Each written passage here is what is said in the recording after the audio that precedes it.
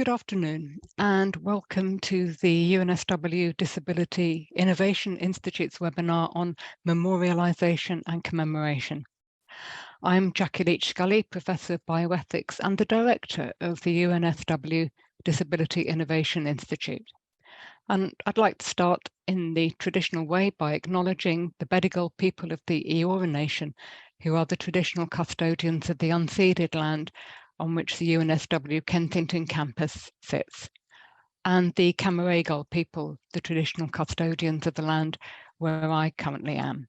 I pay my respects to elders past and present and extend those respects to all Aboriginal and Torres Strait Islander people here today. As we share our knowledge and practices across our communities, we also recognise the knowledge embedded within the Aboriginal custodianship of country. Now, if audience members have any questions during this event, or if anyone's having any difficulty and can't use the Q&A function, then please email us at diiu@unsw.edu.au. Closed captions have been enabled on otter.ai and are also available via the Zoom automatic live transcription. So again, please contact us if for some reason you're not able to access them. And please note that we have two Auslan interpreters from Sweeney Interpreters who will be on the screen alongside the speakers. The audience Q&A will be conducted via the Zoom Q&A function at the bottom of your screen if you're on a web browser or mobile device. So please put your questions here and they'll be passed on to the presenters during the Q&A session. I'm going to say a couple of words about the UNSW Institute. We are a world first initiative focusing on disability research, education and knowledge exchange. And our approach is to see disability not as a problem to be solved, but as an integral part of the human condition to be encountered and engaged with, rather than feared. And in this light, I'm delighted to welcome you to this, the third in a series of events called A Past Still Present, Disability, Discrimination and Eugenics from the Nazi Third Reich to COVID-19. The aim of this series of seminars isn't simply to consider these as historical events that appear to us today as shocking but safely set back in history. We also want to consider whether this is a past still present, that is, whether these ideas still influence attitudes today towards disability. And now it's my great pleasure to introduce you to our presenters, and I will introduce you to all three of them at the outset. First off is Professor Michael Robertson, who's Clinical Associate Lecturer of Mental Health Ethics at Sydney Health Ethics and a visiting professorial fellow at the Sydney Jewish Museum. He has previously coordinated a service for survivors of psychological trauma. Michael will present for about 10 minutes and then hand over to Dr. Darren O'Brien, who is Honorary Senior Research Fellow at the School of Historical and Philosophical Inquiry at the University of Queensland, and also Adjunct Lecturer in the University of Sydney School of Nursing and Midwifery. He's Chair of the Australian Institute for Holocaust and Genocide Studies and Director of the Australian Stumbling Stones Project, which he'll be speaking about today. And after Darren's spoken for about 10 minutes, we'll turn to our visiting guest, Christoph Hanzig, who's an historian at the Hannah Arendt Institute for Totalitarianism Studies in Dresden, Germany. Christoph is joining us at an unpalatably early hour of the day in Germany. Since 2020, he's been completing his PhD at the Hannah Arendt Institute with a project about the Nazi press and its editors in the region of Saxony in Germany. From 2014 to 2017, he was a freelance historian, and from 2017-2020, a research assistant at the Hannah Arendt Institute. And with that, I'd like to turn now to welcome Michael for his presentation.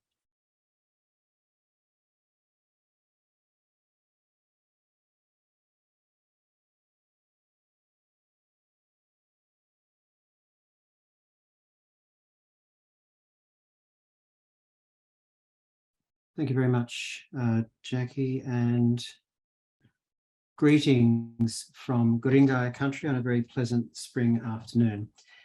I'll be speaking first about the general process of memorialisation of victims of the Krankenmorde, this aggregate of crimes perpetrated by the Nazi state against people with illness and disability. And Darren will pick up some of these themes and talk about activities in the local setting. The first part of my presentation is to look at some of the post-war cultural processes. The most, I think, well described and recognised is Konrad Adenauer's project of Vergangenheitsbewältigung or Vergangenheitsaufarbeiten, which roughly translates to working the past. This was a broad cultural project seeking to engage with apparent German guilt and complicity with the Nazi period and to understand its origins and implications for the future. This was very much focused on West German cultural and social life as the country was divided at the time.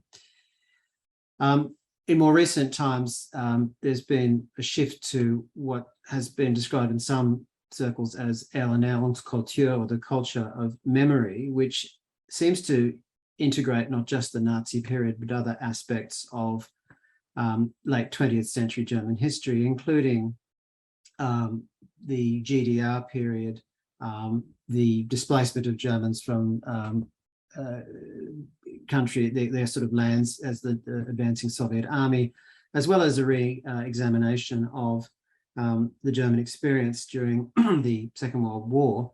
And it's only been a recent phenomenon that the Krankenmorde has featured in German film, cinema and television as a focus of historical reflection. I think Darren will speak briefly about the film Fog in August and its pedagogic value.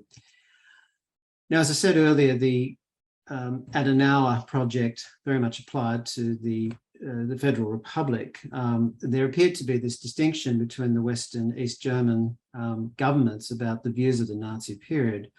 West German seemed to lean into guilt and complicity with the Nazi period, whereas the narrative in East Germany was one of the East Germans as defenders against the fascist West. And so in a sense, there was this false dichotomy between the East Germans, who were part of the Soviet machinery that helped defeat fascism and sort of remained as a bulwark against future fascism, as against the West Germans, who seemed to be more open to their engagement. And it was only after reunification that the Federal Republic German Republic was able to establish national institutions of memory, such as the Topography of Terror Foundation, the Memorial to the Murdered Jews of Europe, and as Christoph will talk about, different commemorative processes in different parts of Germany, such as in Saxony or in other relevant areas.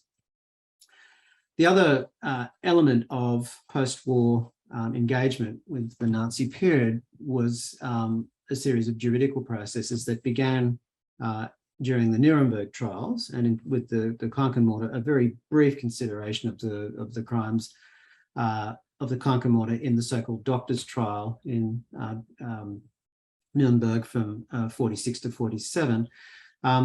It was only really with the apprehension and trial of Eichmann in 61 that the pedagogic value of juridical processes was realised. And so there followed a series of trials in West Germany, such as the Frankfurt Auschwitz trial. And in post-reunification Germany, there has been sporadic prosecutions of perpetrators, most I think recently Oskar Glönig, the so-called accountant in Auschwitz. And I think the more famous one was John Jemajuk, the guard from Sobibor, who was extradited and prosecuted in Germany. And these criminal trials served a purpose of education in the community and a reminder of this period of history and its lessons. Not everyone was sold on Adenauer's project. Adorno argued that there was no such possibility of reaching a Wendepunkt or turning point or endpoint to this, stating that the past that one would like to evade is still very much alive. National Socialism lives on, and even today we still do not know whether it is merely the ghost of what was so monstrous that it lingers on after its own death, or whether it has not yet died at all, whether the willingness to commit the unspeakable survives in people, as well as in the conditions that enclose them. So Adorno and his colleagues in the Frankfurt Schule would have it that this remains an ever-present possibility, not just in Germany, but as we're seeing in other parts of Europe right now, and you'd argue in the United States, that there is this lingering threat of a resurgent fascism. Some of the interesting psychoanalytic assessments of the Nazi period, I think, add to our understanding, and I think still apply very much in understanding commemoration of the Krankenmorde. I think the most famous of those is that of Alexander Mitscherlich, who had observed the doctor's trial in Nuremberg.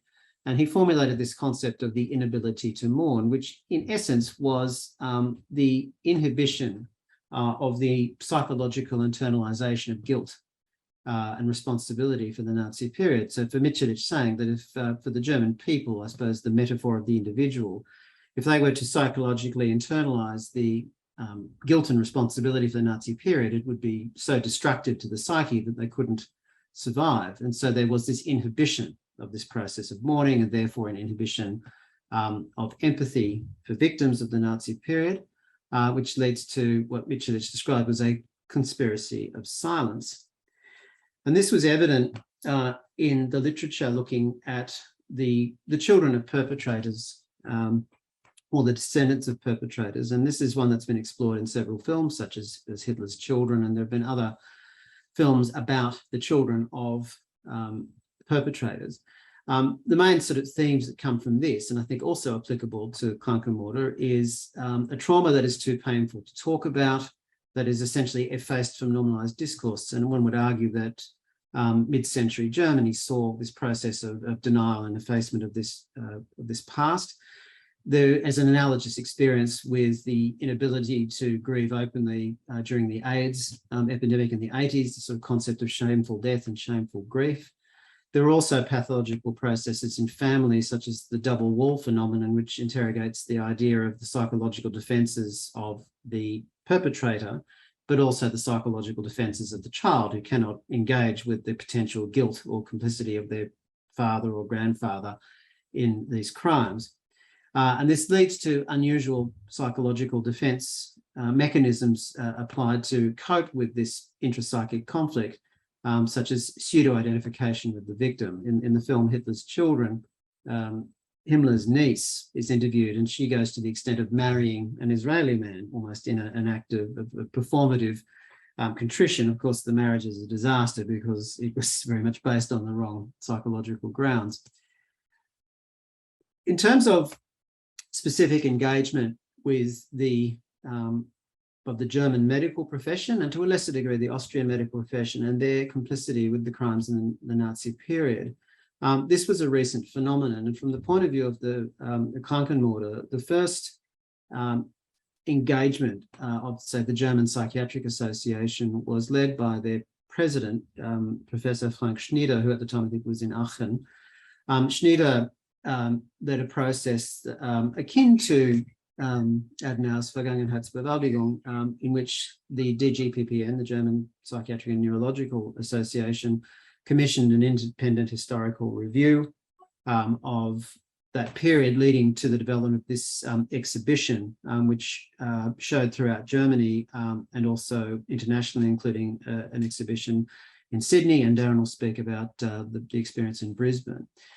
This culminated in Schnieder delivering the official Entschuldigung, or apology, in Berlin in late November 2010, the formal apology to the survivors and families of the victims of compulsory sterilisation and the Krankenmorde.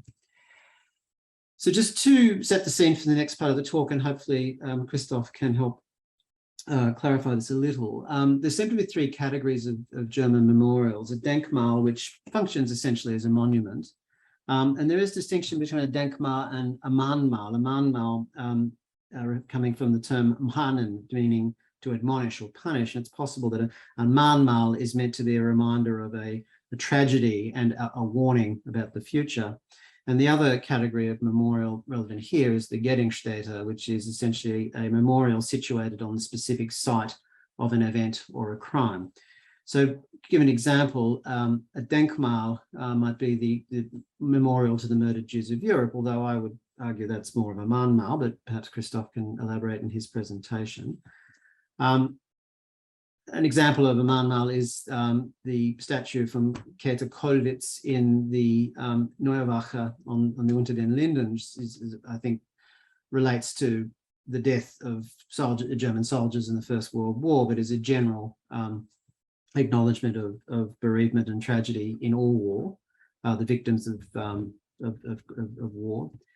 And a Gedenkstätte, an example here is the Gedenkstätte at Brandenburg and Havel, and we will hear about the Gedenkstätte at Berner Stonnestein in the latter part of the presentation. So there are other forms of commemoration, usually Denkmal, that have... You're at 10 minutes, Michael. Okay, right. So the Denkmal of the Grey Bus, Horst Heusel, Andrea Knitz. This is a bus that travels around Germany, prompting memory. Here's an example. Heusel and Knitz designed this memorial at the special hospital in Günzburg, using particular installation of roses that were just genetically distinct. And this culminates in the process of the National Memorial to T4 victims in Berlin, situated on the site of the Liebermann House, which was T4, which Darren spoke about in his presentation. So I'll leave that there and I shall hand on to Darren.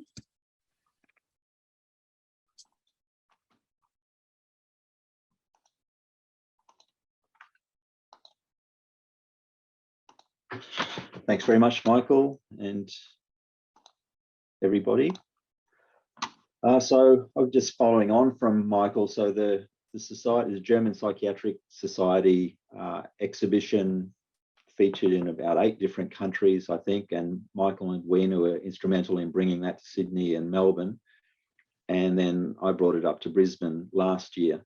So it features profiling of the history with lots of documents and pictures of perpetrators and victims and bystanders and those that were complicit.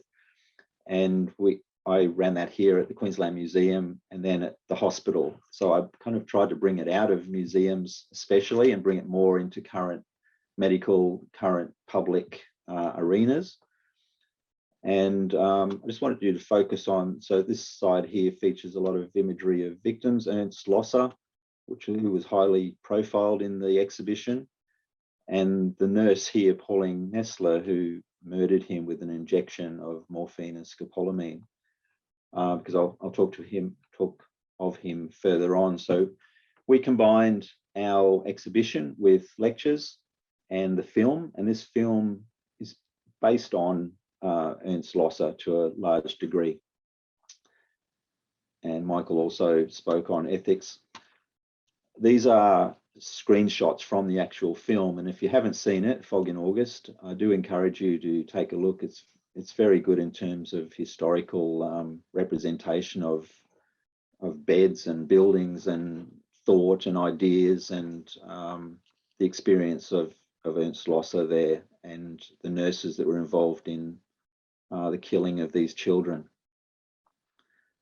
Now, my main point for this talk today was on the Stolpersteine, which are memorial stones, stumbling stones. This project is a decentralized memorial, so it's based throughout Germany, through a number of countries now in Europe. Even the first stones were installed in England this year.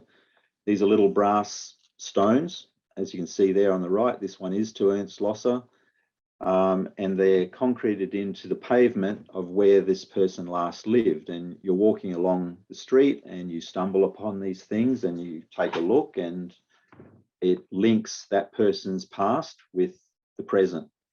They're mainly for Jews, disabled, homosexuals, Jehovah's Witnesses, but victims of National Socialism essentially, but also people who were conscientious objectors, survivors.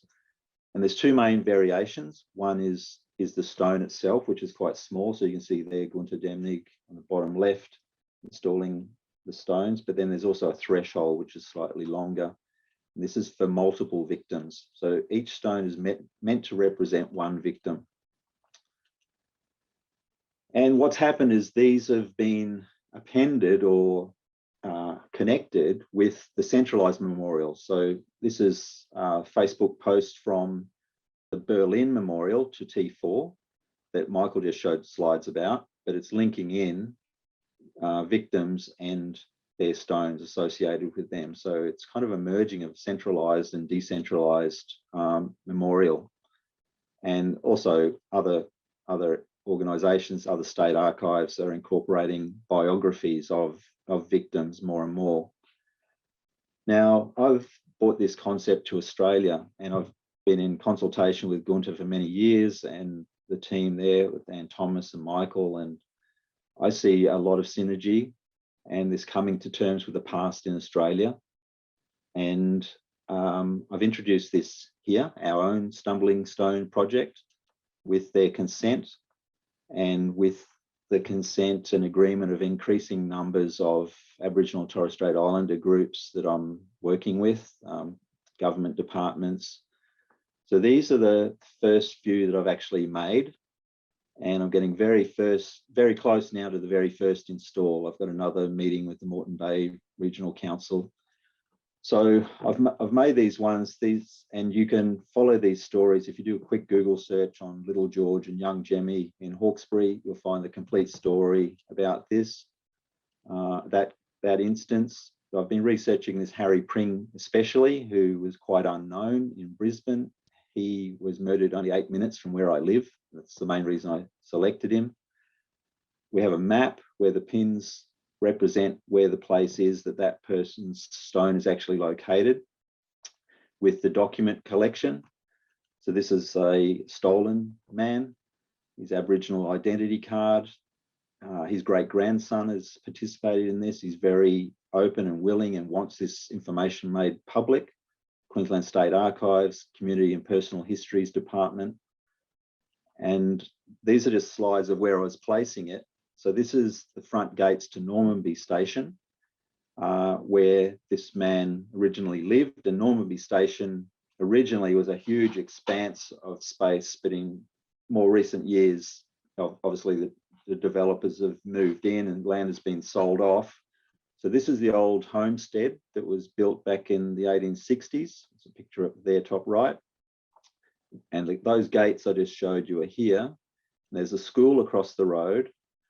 And in consultation with the council, I'm thinking of placing the first stone to Harry Thompson here at this park. So this is the major highway leading into Brisbane from the south, from Warwick and Glen Innes.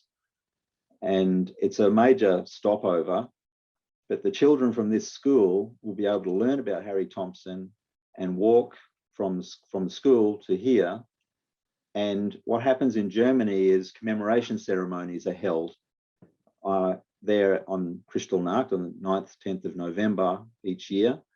But my idea is more to have a similar kind of thing here on the 26th of May on Sorry Day in Australia. And for people to recognise that these people were here first and this is their history and this is what happened to them.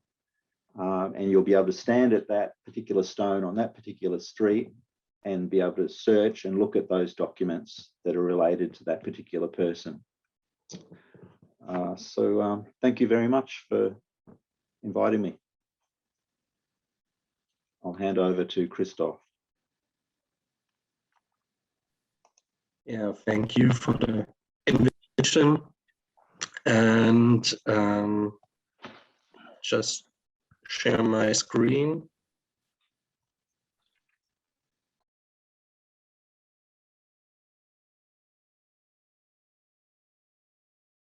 I hope everyone can see the slides.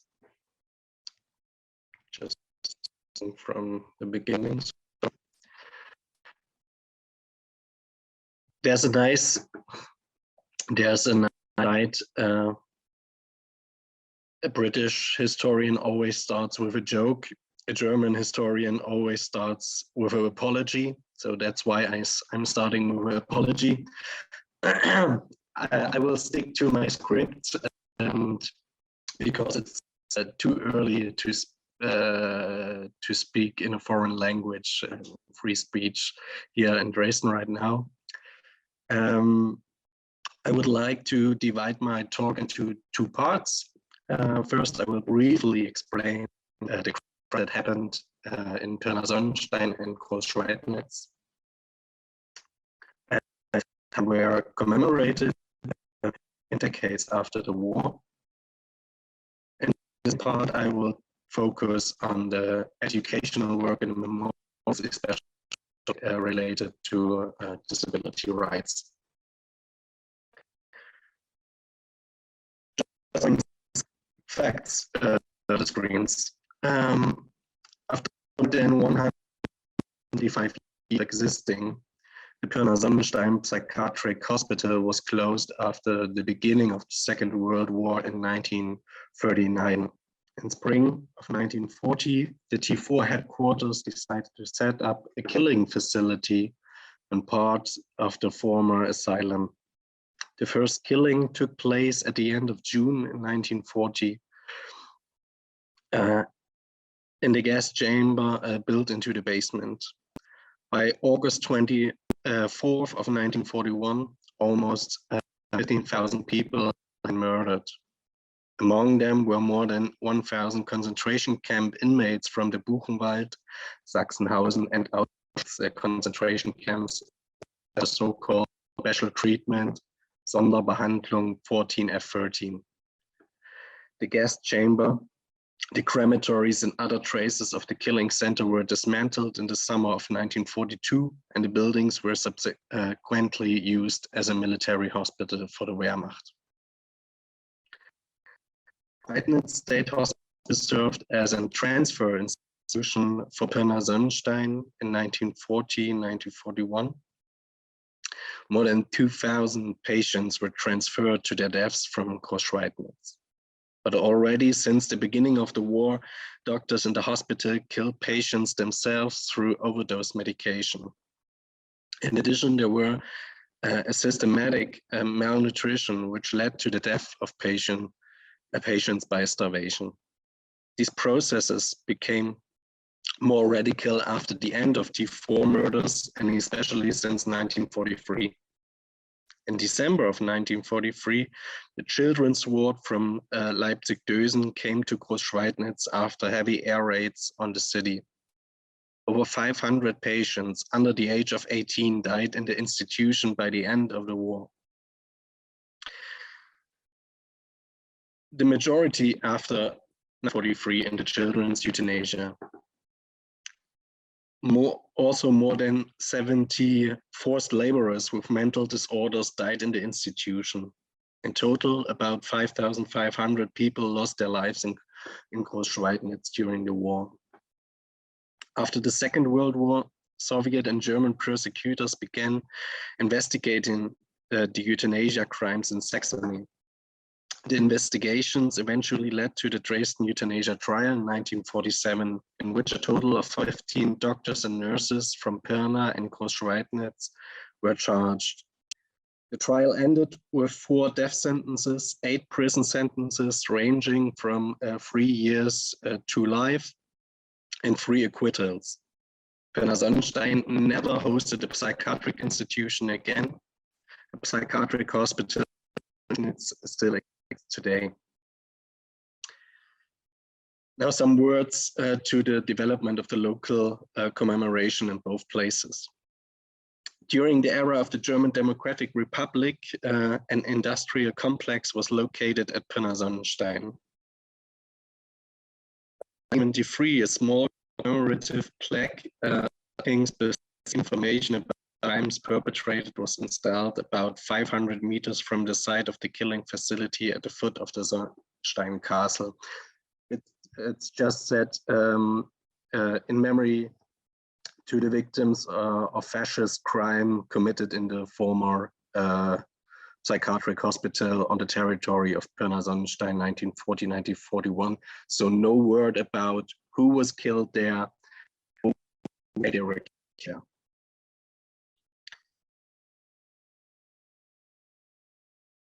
The reason was that the GDS during the Second World War between 1939 and 1945 as a struggle by the communist system against fascism.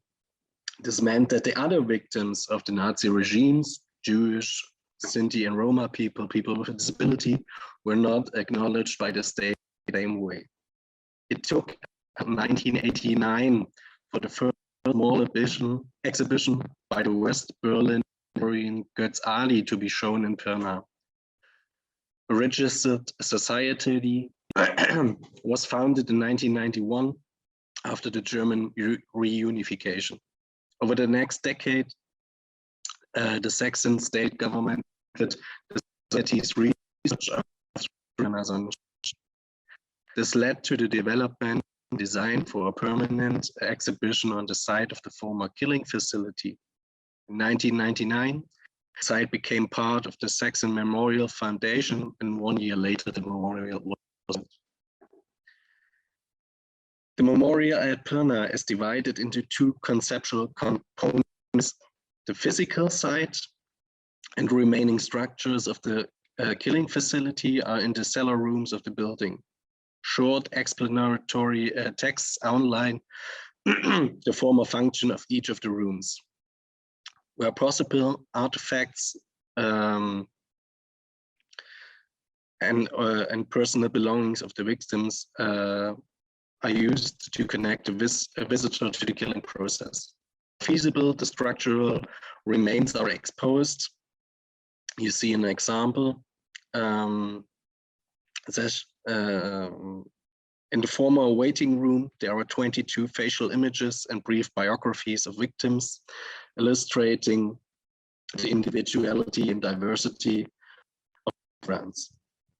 In a room separated in the gas chamber and the crematorium sites,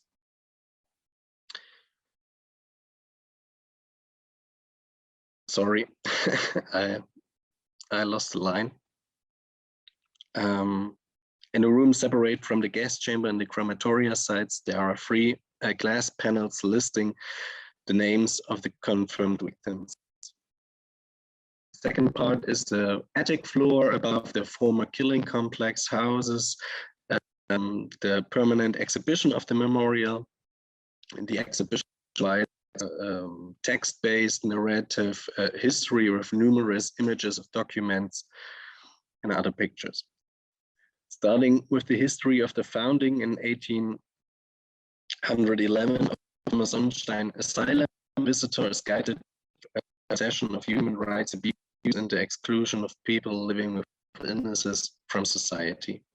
The extreme othering arising from 19th century ideas of racial hygiene and eugenics, forced sterilizations following the 1933 hereditary health laws, and Nazi propaganda against the so-called feeble-minded. The main component of the exhibition focuses on the deformed murders and the Behandlung 14F13. I switch to Großschweidnitz. After the Dresden euthanasia trial in 1947, silence fell over the dead in Großschweidnitz. Only a memorial grove below the pathology department commemorated the murdered forced laborers from Poland and the Soviet Union. It took 40 years until the victims returned to the family of the place in the mid-1980s. Hospital staff in Großschweidnitz began to deal with the history of the institution during the Nazi era. In 1990, a sculpture was inaugurated in the former hospital cemetery, which now commemorated all the victims of the Krankenmord. And you can see, when I'm speaking of memorial, I mean Gedenkstätte, like Michael mentioned it already in his talk. Memorial can also mean Denkmal. Yeah, this is more a Denkmal or a Mahnmal on the picture. Now there is or there will be a Gedenkstätte or Großschweidnitz. You know, and when I'm using the memorial, I mean a Gedenkstätte. In 2007, the community of Großschweidnitz acquired the cemetery grounds with the aim of creating a memorial. Historical research was in foundation society was prepared. In 2012, the Großschweidnitz Memorial Society was founded on the initiative of the mayor of Großschweidnitz. Maybe Großschweidnitz only a small village. Yeah, the psychiatric hospital is completely dominating the whole villages. You can compare it to a bigger city or something. The memorial is due to be open. You can see on the picture, the left part is the pathology department, the former, and the right part is a newer building connected to this. The cemetery where not only 3,500 patients were buried who died until 1945, but also, for example, the Dr. Elfriede Ochsenfahrt. She was responsible for the killing of about 20 children with overdose medication in December 1940. The permanent exhibition will be housed in the rooms of the former pathology department. Offices and a seminar room for historical education work are being built in an annex, you see on the right part. Now I will a little bit the work memorials relate to human rights, disability rights. The central aim of the memorials in Pirna and Großschweidnitz is to convey the historical background of the persecution and murder of people with disabilities and mental illness under National Socialism. Visits are usually offered as guided tours of the site, following an introduction and orientation to the background history using key points throughout the permanent exhibition. Visitors are taken to the cellar rooms and the killing complex. After a period of time for reflection, visitors then proceed to exterior sites where it is evident how the process was to the residents of the town of Pirna. At the completion of the tour, the group is provided with an account of the Dresden euthanasia trial, which highlights the significance of the Soviet occupation zone approach to this part of history of the Nazi period. When school groups attend and tour the memorial, they are given opportunities to interact in a workshop with educators on topics such as human rights, disability, present-day social or ethical problems, or discussion of issues in bioethics. For example, just a small and simple example. Groups people with disabilities society. They should consider where barriers exist in the public sphere and how these could be removed. Last but not least, the direct neighborhood to a workplace for disabled confronts the visitor with the situation of people with disabilities today. This can stimulate discussion about the continuing sensibilization of people from people without disabilities in our society. While not named specifically, the historical context of ableism is a constant theme of memorials in Pirna and will be also in Großschweidnitz. The exhibition presents the succession of Krankmorde as human rights abuses grounded in prejudice and discrimination against people with disabilities, social exclusion, eugenic othering, persecution via propaganda and law, forced sterilization, and murderous euthanasia under the T4 program. Individual victims are presented at the killing facility site to bring the former killing facility site to bring a greater focus on their lives and murder.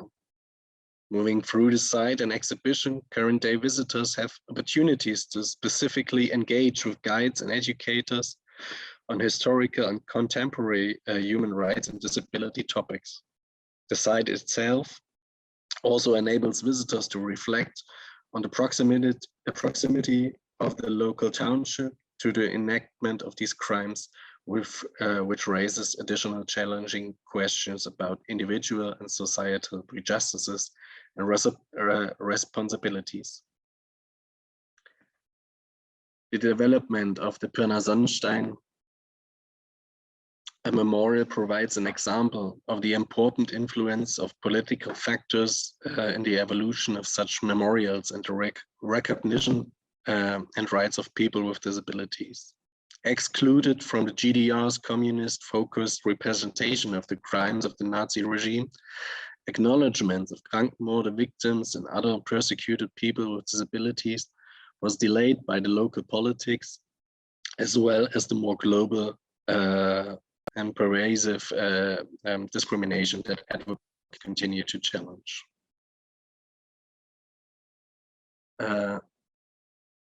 Since the roots of the murderous Nazi measures are much older, the consideration is not limited to the years between 1933 and 1945. It should also not be forgotten that even in liberal democracies, there were forced sterilizations before and long after the measures of the Nazi regime. Mechanisms of exclusion and discriminations of people with disabilities and mental illnesses are not limited to the Nazi era, but can also be found in parts today. And the goal is to make the visitors aware of this. So thank you very much.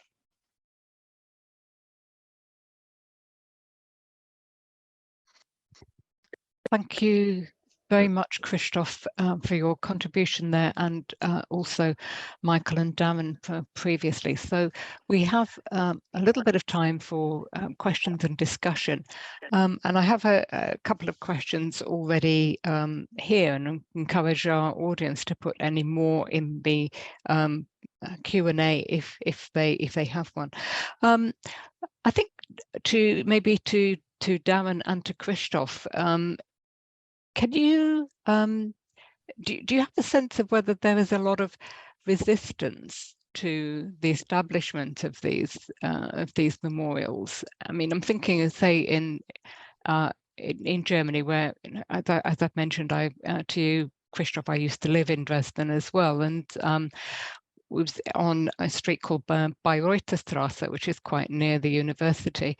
There were a couple of Stolpersteine put up outside a corner house, and I remember some discussion in the street, in the neighborhood, about the appropriateness of this, and particularly from the older inhabitants, quite a lot of uncertainty and resistance sometimes to that. So can you comment on that?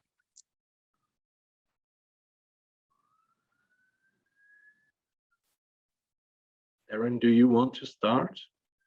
Well, I know that Munich's banned them. Is that still the case? So that there's none in that town, as far as I'm aware. I don't think that's changed. And with my interpretation of it, it's very following similar rules to what Gunter established, because they've endured since 1997. He's obviously encountered a lot of the problems with opposition. And I think the key is that you have buy-in and support from the descendants of the victims, especially, and the groups that are associated with that particular stone. And if there's any opposition, if descendants do not want these stones memorializing their relatives or their previous people, then they don't get established. So I've negotiated now with 3 different councils, and there's different levels of understanding and support, but it's very nuanced, and I'm sure I'm going to learn a lot more throughout the country as it continues on. That's all I'd say, Christoph. Okay. Yeah, of course, resistance can come from different sides. The Stumbling Stones had a bigger problem in Munich. The Jewish community in Munich was against this Stumbling Stones project because they said, people stepping on the victims, on the Stumbling Stones. So, and that's not a good way to commemorate the victims, or to acknowledge the victims, for example. Of course, the owners of the buildings can be against it, but the Stumbling Stones normally are on public ground, so so there's not much they can do about it. And of course, resistance in some way can come from different ways. I was, for example, in Großschweidnitz, the biggest resistance is bureaucracy. And so to establish a memorial can be really, really hard. And it's a project once in a lifetime. I don't think I will do this again, because it shortens lives, and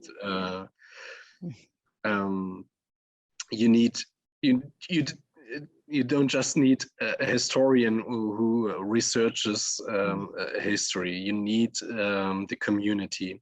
You need someone who knows to build such a memorial, and how to do it, how to speak to politics, and so on. And of course, maybe the smallest part, but of course, Saxony is a region in Germany where we have more extremists from the right wing, but I guess it's not their topic or not their goal to attack in some way these memorials for the T4 or such things. So we have less problems from this side. But of course, it can happen some acts of violence against buildings or memorials or such things, but very less. Yeah, and I think there's a very complex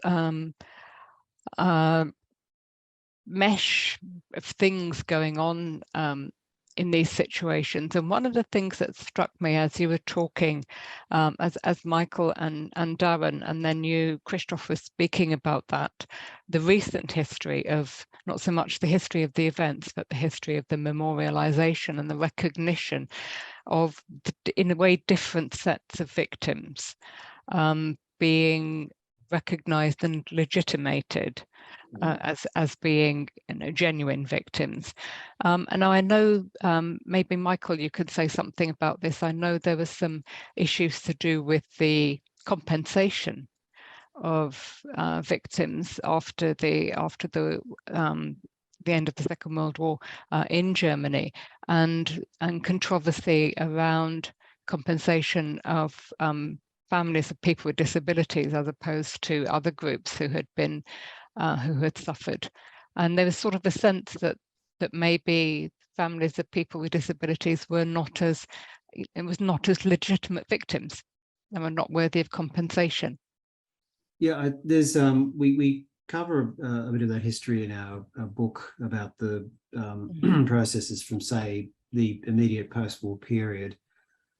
through to recent times. But I think it is correct what you said, that there has been a significant delay in the recognition of primarily the focus was the survivors, or victims rather, of the compulsory sterilisation program. It was not really until after reunification that there was a substantive compensation offered by the Bundestag in response to this, but even that was manifestly inadequate. So there has been significant delays in appropriate compensation and recognition of this group of victims. The second issue is that in some of the circumstances where there were claims for compensation made by sterilisation victims, many of the experts on these panels were themselves perpetrators. They had essentially been rehabilitated rapidly back into the medical profession, not prosecuted, and so it's essentially putting the fox in charge of the hen house in that regard. And the third component is the ongoing stigma that families have about, well, not just families, that the ongoing stigma within the community about disability and mental illness in particular. And there is still this anxiety about genetic disease and the possibility that families are carrying, bad seed, and so that has inhibited people seeking recognition and seeking compensation. I remember when we were researching for our book, there was a resistance, and a significant resistance, not just coming from these quite tight German privacy laws, but also this reluctance for families to have that part of their history known. So there are a number of factors in that, and it really wasn't until about 3 or 4 years ago that the Bundestag integrated Krankenmorde as the specific focus of their commemoration for International Holocaust Day. That said, I don't think the German experience is that different from any other experience. I think the sort of ongoing stigma around illness and mental illness and disability remains a significant impediment.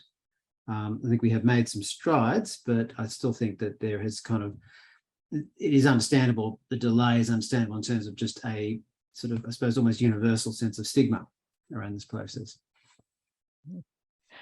Yeah, thank you. I mean, there is part of that kind of cultural change as well, that I think almost universally, we used to commemorate successes and victories and successful people and famous people. That was what we put statues up to, and victories in battles and so on, rather than losses.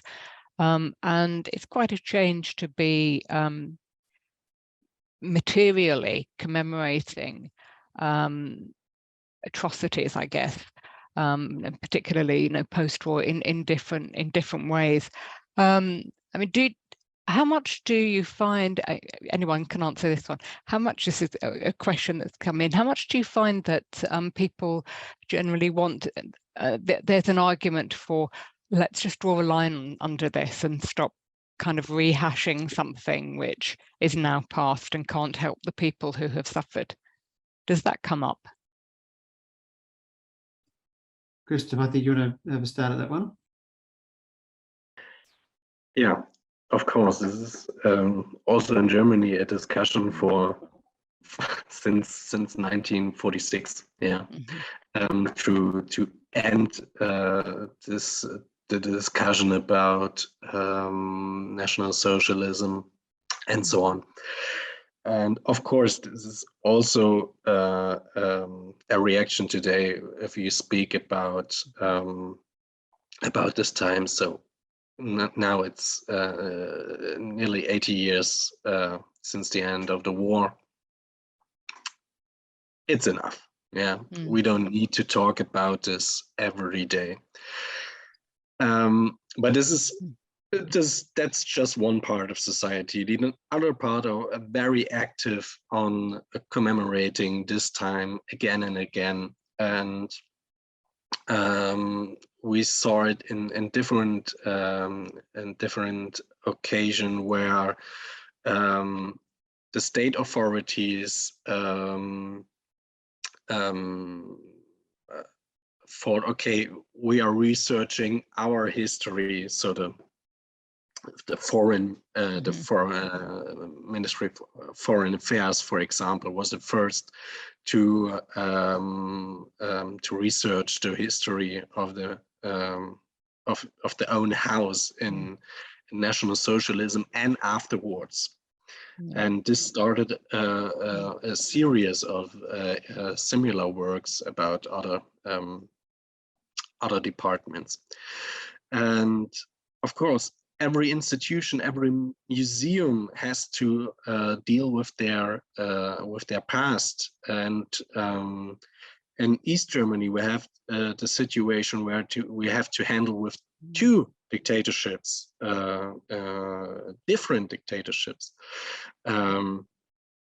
So this is, we can't stop here, and we have things to do, and especially where right-wing extremists are more trying to reach the society. We have to memorize these, or we have to remember these victims and how it starts before 1933, and how fast not only a democracy can be buried, but also how fast society looks away from a persecution, and in the last step also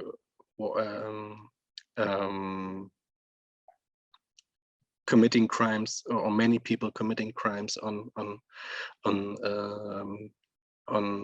some groups. Okay, thank you, Christoph. I'm aware that we are at time. I have one final very brief question that's come in for Darren. If you can answer it, it may not be something you can answer, but just to ask if the Stumbling Stones project here would be addressing people with disabilities who've died in institutions or as victims of abuse or neglect in the community. Certainly, if they're Aboriginal, yeah, certainly. So those institutions, yeah. Just quickly on the last question, my thoughts always go to, I'm an old white guy. I haven't experienced Aboriginal growth in Australia, but those people do deal with that every day. They've been marginalised all their lives. And we remember Anzac Day every year. We remembered that for 100 years. Why? It would be absolutely offensive if I said, let's draw a line in the sand and we don't talk about Anzac Day anymore. Yeah.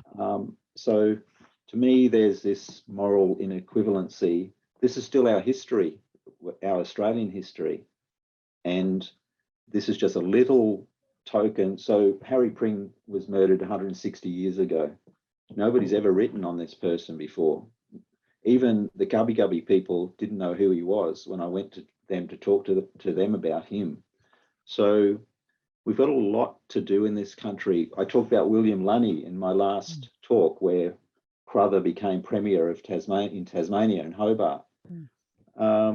We've got lots to work through here. We've got to start. We've got to start. And these are just starting little conversations. That's all they're doing.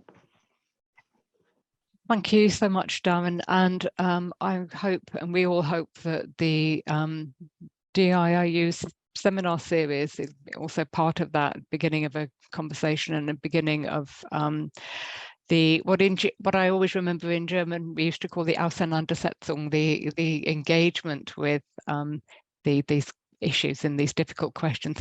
Thank you very much, everybody, for attending.